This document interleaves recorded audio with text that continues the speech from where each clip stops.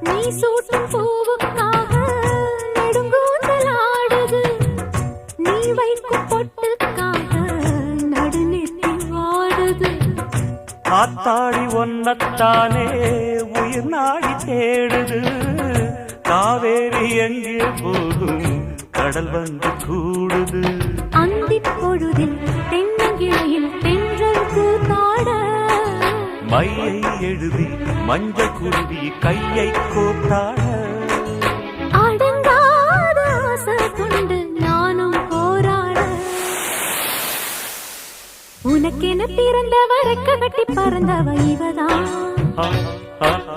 என விட உனக்கு இங்கு மனசுக்கு பிடிச்சவ எவதான்.